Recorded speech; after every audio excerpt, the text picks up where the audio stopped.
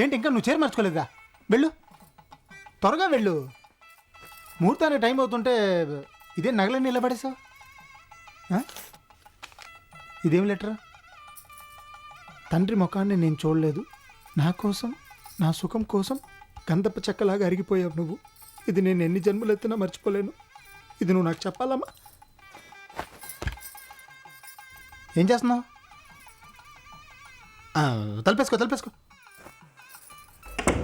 కానీ నాకంటూ ఒక మనసు ఉంది. ఈ వివాహం నాకు ఇష్టం లేదు, అందుకే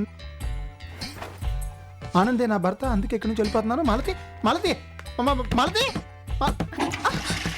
మాలతి మాలతి తలతి మాలతి,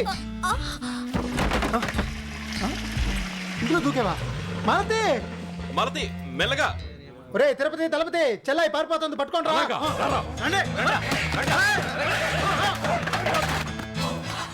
అమ్మా పిల్ల తప్పించుకుంటుంది. చీర పట్టుకు లాగరా. గట్టిగా లాగండి. అయ్యో ఆనంద్, శాస్త్రి గారు నుంచుంటారే, పట్టుకు లాగండి. ఏం పట్టుకోను? నన్ను పట్టుకోండి. ఏంటి పైకి వెళ్ళిపోతున్నావు? గట్టిగా లాగండి. మాలతి దిగు. అన్నా ఎక్కడ రా వాళ్ళు? ఉన్నారు.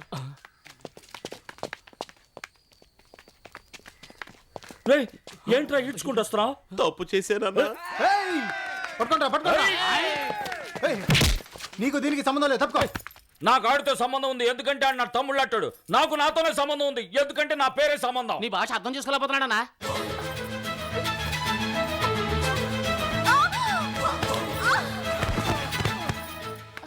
అయ్యో ఈడ్చుకుపోతున్నాడయ్యా.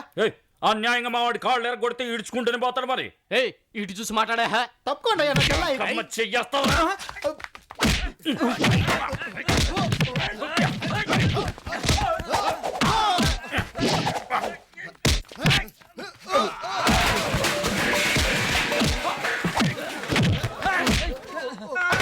అయ్యో నా బైకు.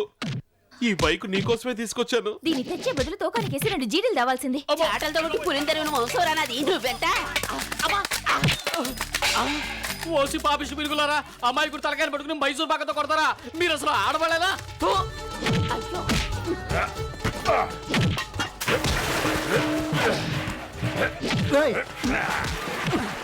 అన్నా కుందెక్కిచ్చారన్నా. కుందెక్కించారా? ఎలిగిస్తారు. దీప కుందెక్కిచ్చారన్నా.